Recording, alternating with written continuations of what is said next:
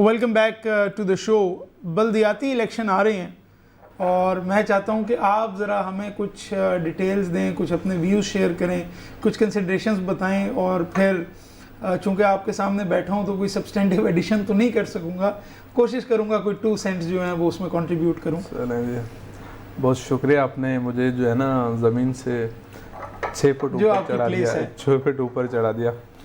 Sir देखें, बल्दियाती election जो है ना सर वो बहुत ज़रूरी होती हैं कि आपका पावर जो है या आपकी जो चीज़ें इंफ्रास्ट्रक्चर है, जो भी सहूलतें हैं वो आपकी बिल्कुल यूनियन काउंसिल और वार्ड लेवल तक जो है ना आपकी नुमाइंदगी होती है।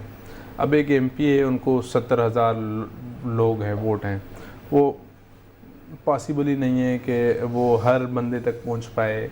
तो ये उस वजह से जो है ना ये नीचे का इंफ्रास्ट्रक्चर होता है कि भाई आप बल्दियाती इलेक्शंस हो जिससे आपका जो भी चीज़ें हैं ना वो बिल्कुल मस्त लेवल तक जो है ना नीचे जाए। अब शुक्र है कि अल्लाह पाक का ये एहसान है सिंध पे कि पहले मरहले में सिंध में ये जो इलेक्शंस हो रहे हैं वो हो रहे हैं मकसद इतने टाइम के बाद। अब बल्दियाती इलेक्शन में होता यूँ है कि सर हम अपने आवाम को बताएं कि ये बल्दियाती इलेक्शन जो ना गली गली का इलेक्शन होता है, मोहल्ले मोहल्ले का इलेक्शन होता है, दोस्तों का इलेक्शन होता है। क्योंकि सपोज़ एक एमपी की जहाँ पे एक सीट होती है वहाँ पे तकरीबन 20 यूनियन काउंसिल्स होते हैं। 20 यूनियन, एक छोटा सा मैं एक मिसाल दे रहा हूँ, फिर 20 यूनियन काउंसिल में चेयरमैन होते हैं 20, फिर 20 के वाइस चेयरमैन होते हैं, फिर उसी यूनियन काउंसिल के 20 में ही सपोज़ अगर किसी तालुका में 20 हैं तो फिर उसमें एक ज़िले काउंसिल का मेंबर होता है, फिर नीचे दूसरे मेंबर होते हैं, फिर हारी, फिर वुमेन का ये मखसूस जो है ना वो मेंबर होते हैं। तो ये बहुत सारे लोग हो जाते हैं मकसद एक तालुका लेवल तक।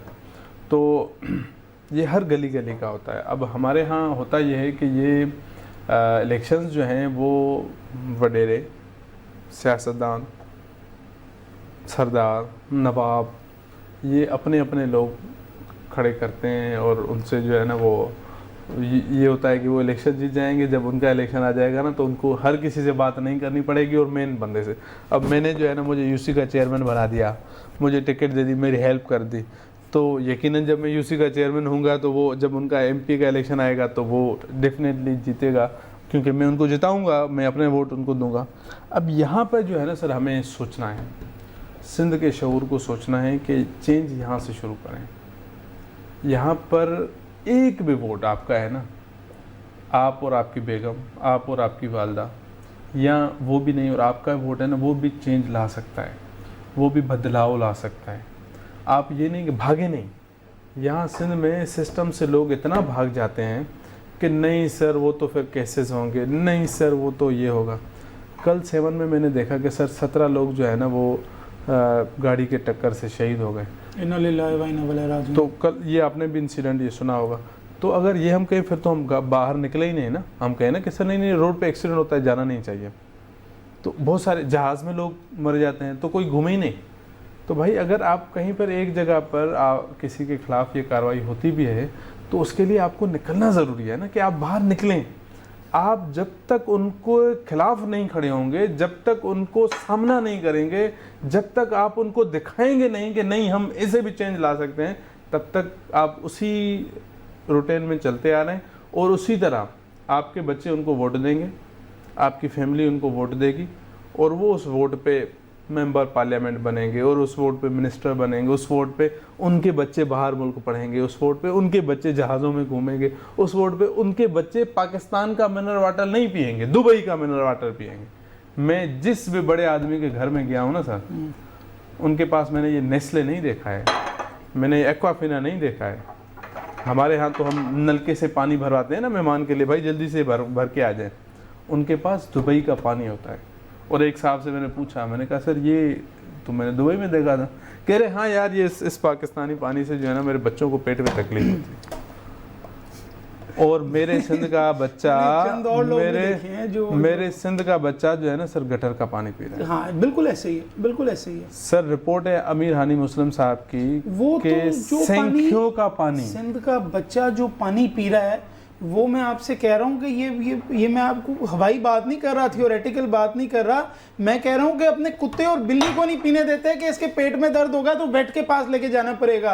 अपने कुत्ते, अपने जर्मन शेफर्ड, अपने रॉटवाइलर से इतनी मोहब्बत है, इतना प्यार है, लेकिन वो जो सिंध का बच्चा है, पसमानदा इलाकों से है, मैं बात कंप्लीट मैं कंप्लीट करूँ तो सर यहाँ पर लोगों को चाहिए कि अपने अपने कैंडिडेट खड़े करें, और ना खड़े किए सपोज़ किसी ने भाई मुझे इलेक्शन लड़ने की हिम्मत नहीं है, तो एटलीस्ट सपोर्ट उनको करें जो आपको 4 बंदों में से आपको एक अच्छा लग रहा है कि यार एटलीस्ट ये आपकी बात करेगा, एटलीस्ट ये ऑफिस में आएगा, एटलीस्ट ये हर महीने जो 5 लाख रुपए के यूसी को मिलेंगे ना, चलो यार एटलीस्ट ये 50,000 लगा देगा।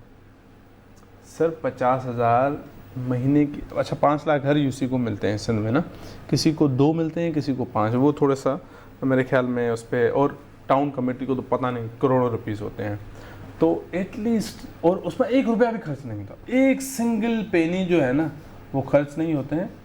और अभी मैं रिसेंट गया सर अपने गांव में, तो मैं ईद नमाज़ पढ़ रहा था, तो वहाँ का जो ज़कात चेयरमैन है तो वहाँ वो नहीं आया नमाज़ पे, तो किसी ने बराबर में मेरे जो नमाज़ पे खड़े थे उन्होंने कहा कि सर वो ज़कात चेयरमैन इसलिए नहीं आया यहाँ पे क्योंकि वो फिर लोगों को जो है ना वो ज़कात मांगेंगे और वो देगा नहीं, क्योंकि ज़कात तो जो है ना वो जो अहल थे उनको वो दे के आया।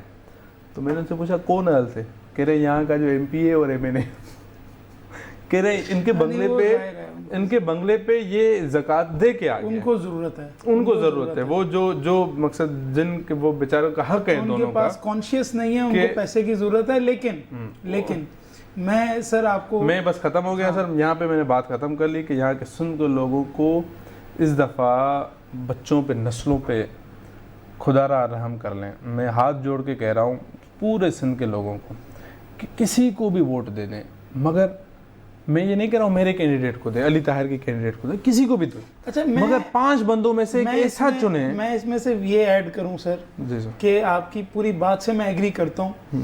आपकी बात में जाहिर है चूंकि आपका ताल्लुक डिस्ट्रिक्ट शिकारपुर से है, एक बिलोंगिंग थी, एक इमोशन था। मैं सिर्फ और सिर्फ एक फिलोसॉफिकल लेवल पे एक बात करके वापस आपके पास आ जाऊंगा, बॉल आपको वापस टॉस कर दूंगा। 2018 से पहले तक एक इमरान खान साहब डिफरेंट हुआ करते थे और वो एक बड़ी अच्छी बात किया करते थे।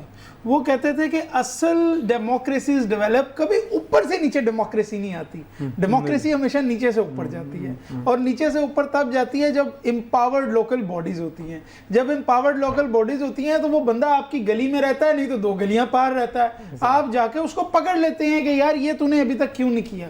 अच्छा ये कब होगा? ये तब होगा जैसे जो आप कह रहे हैं, जब आप मेरिटोरियस लोगों को, इसमें लोकल बॉडीज के अंदर ना कोई बहुत पढ़ा लिखा होने की जरूरत है, मैं माजरत के साथ बात करूं, ना PhD होने की जरूरत है, ना बैरिस्टर होने की जरूरत है, ना डॉक्टर होने की जरूरत है, ना पैसा खर्च करने की जरूरत है, ना पैसा। इसके अंदर आपने बंदा वो ढूंढना है जो ईमानदार है और जो ईमानदारी से अपना काम करेगा, बस दैट इज इट सिंपली। और यही एक वो एलिजिबिलिटी है जो दुनिया भर में लोकल बॉडीज के अंदर देखी जाती है।